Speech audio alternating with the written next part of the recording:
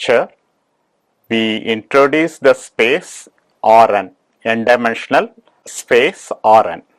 Okay. We are familiar with the set of all real numbers, which are usually denoted by the symbol R, and also we are familiar with the algebraic operation addition, multiplication defined on it. Similarly, subtraction and division defined on set of all real numbers. Every real number is represented by a unique point on the number line. Also, every point on the number line represents a real number, and it is called real number line. So, it is known as a one-dimensional space. Now, we move to the two-dimensional space. The two-dimensional space R2 is defined as a collection of pair of real numbers x comma y. Here the x and y are real numbers. Thus, R2 consists of all ordered pair of real numbers. The ordered pair x comma y means that the first coordinate is x and the second coordinate is y. For example, you take the pair 3 comma 5 and the first coordinate is 3, second coordinate is 5, which is not same as 5 comma 3, which is a different point. So, if you change the order, it will become different point or different point in the plane it will denote. So, the points x comma y and y comma x are different unless x equal to y. Okay. Next, we move to the three-dimensional space. Similarly, the three-dimensional space is defined as R3. It is denoted by R3 and it is defined as a collection of all triplets of real numbers x comma y comma z. Thus, R3 consists of all three tuples or triplets of real numbers. Here also the first coordinate is x, the second coordinate is y, and the third coordinate is z. So, next we generalize this idea to get an n-dimensional space. The number n can be a natural number, n equal to 1, 2, 3, 4 and so on. So, this n is a natural number. The n-dimensional space Rn is defined as a collection of n tuplets of real numbers. Thus, Rn consists of all order n tuples of real numbers x1, x2, xn, where these xi's are real numbers. Here the first coordinate is x1, the second coordinate is x2 and the nth coordinate is xn. This Rn is basically the product of R to itself n times, that is R cross R n times. If the dimension n is greater than 1 in this Rn, the elements of Rn are called vectors. It is either denoted by capital letters or uppercase letters or bold-face letters in the books. While writing on the paper, we prefer to use capital letters for vectors. In school level, you might have used the arrow symbol to denote the vectors. That is putting arrow symbol above the letter. So, that is used for the denoting the vectors. Okay. Here we may not use that arrow symbol. Whenever it represents n tuplets, it is basically representing a vector in Rn. If the dimension n is 1, the elements of R are called the scalars or just the real numbers. And the scalars, the real numbers are generally denoted by small letters or lowercase letters. Okay. So, as I said, the geometrically R is represented by a number line. Similarly, R2 can be represented by a plane. Select a point to be the origin of the coordinate system and choose two mutually perpendicular straight lines at O to be x and y in the plane. Any point P in the plane can be assigned coordinates in the rectangular or Cartesian coordinate system as x comma y. So, next Earlier we represented by a Cartesian coordinate system. Now we can represent the points in R2 by another system which is called polar coordinates. Here you fix the origin, okay. Here we fix the origin here as O, or here it is fixed as a O. This is 0, 0 in the coordinate system. Choose two mutually perpendicular things x and y with the P is a x, is a Cartesian coordinate system, okay. Now this P can be joined by a ray, is this OP, okay.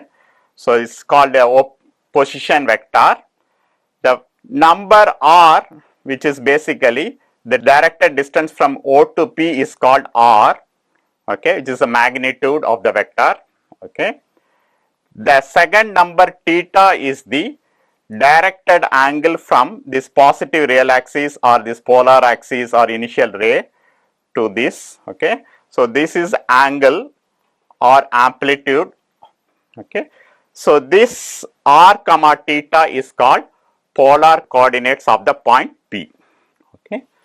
So for each non-zero point P, x comma y, which is not equal to 0, 0 origin, the polar coordinates R comma theta can be defined, okay. And the relation between these Cartesian coordinates and the polar coordinates are x equal to R cos theta and y equal to R sin theta, okay, where R square equal to x square plus y square and tan theta equal to y by x, okay. So this is the relation between the Cartesian coordinate and the polar coordinates of the point in R2. The important point to note that whenever the angle is theta, so you can see that theta plus 2 pi also another angle, okay, so representing the same thing.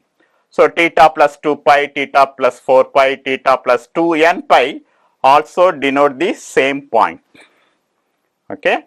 So this theta is not a unique number, that any integer multiple of 2 pi added also represent the same angle, okay. Now we have done for R2. Similarly we look for the things. Before going to that, when P is origin, okay, what is happening, okay, then R becomes 0, theta is undetermined, okay. These polar coordinates are defined only for non-zero points. For the origin, the polar the coordinates are not defined because the theta we cannot define it, okay. So then we move to the three-dimensional space. In Cartesian coordinate or rectangular coordinates, how to represent it, or geometrically how to visualize it. Select the point O as the origin 0, 0, 0 and choose three mutually perpendicular straight lines at O to be x, y and z coordinate axes. The y and z axes are on the paper and the x axis is perpendicular to this plane and points towards the reader or viewer. In this orientation, x, y and z from what is called right-handed coordinate system. So any point x, y system, this is the x axis, this is the y axis, z axis, okay. So y, z axis are basically on the paper, x axis is perpendicular to y, z plane, which is basically pointing towards the viewer. So this system of coordinate is called Cartesian coordinate system. The points in R3 can be represented by another system of coordinates which is called cylindrical coordinates. A cylindrical coordinate system consists of polar coordinates in a plane together with the third coordinate z measured along with an axis perpendicular to r theta plane, okay. So basically the cylindrical coordinated system is basically, so in x, y is basically a polar coordinates r comma theta and z is kept as same, okay, that is the cylindrical coordinate system. Then the relation between cylindrical and rectangular coordinates are given by x equal to r cos theta, y equal to r sin theta, and z equal to z. Here the little r is equal to x square plus y square and tan theta equal to y by x. These cylindrical coordinates are convenient when there is an axis of symmetry in the object. Next we will see the points in R3 can be represented by another set of coordinate system which is called as a spherical coordinate system. These spherical coordinates are useful when there is a center of symmetry that we can take the origin. Spherical coordinates, basically rho, phi, theta of a given point are shown in this figure. Basically rho is the distance between origin and that point P. Okay. So the rho is equal to square root of x square plus y square plus z square. Okay. That is a distance from origin to the point P. And the rho basically measured from, it's called latitude angle. It is measured down from the z axis to the line OA. So this phi is measured from z axis to downwards to that OP vector. Okay. So that is phi. And the third coordinate which is called longitude angle, which is theta, which is same as the polar coordinates angle theta. Okay. So that is the one basically, this is the one theta, this is phi. Okay. The spherical coordinates are basically rho, phi and theta. Okay. So the point P is this one, and this phi is the angle measured from the z axis downwards to the position vector OP. Okay. Theta is the angle which is polar angle. Since this angle is phi, this angle also become phi. That gives z equal to rho cos phi and r equal to rho sin phi. Okay. Now we will elaborate these three coordinates, spherical coordinate. The radial coordinate is the first spherical coordinate, which is rho, which is the distance from the origin to the point P. Okay. Rho is always non-negative and is 0 only if P coincide with the origin. The second spherical coordinate is latitude angle phi, which is measured down from the z axis to the line OP. That is the angle from the positive z axis to the line OP. So it is restricted to the interval 0 less than or equal to phi less than or equal to pi. Now the third spherical coordinate, the longitude angle theta, which is same as in polar or cylindrical coordinates. It is the angle between the positive x-axis and the projection OQ of the position vector OP into the xy plane. Usually we restrict theta to 0 to 2 pi. Some books, the spherical coordinates, they write it in different order. Instead of rho phi theta, they will write it as rho theta phi. That is theta and phi, they write it in the reverse order. So you should watch out for this when you read elsewhere. In R3, the points are, we have given three coordinate system representing in three coordinate system. One is Cartesian coordinate system, second one is a cylindrical coordinate system, third one is spherical coordinate system. Now we will see what is the relation between one coordinate system to another coordinate system, or how to convert a point given in a one system to another coordinate system. For example, the relation between the spherical coordinates and the cylindrical coordinates are given by r equal to rho sin phi and z equal to rho cos phi, theta equal to theta. Okay.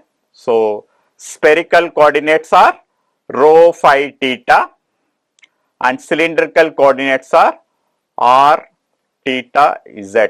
So this is a cylindrical coordinate. Spherical coordinates are rho phi and theta. Okay.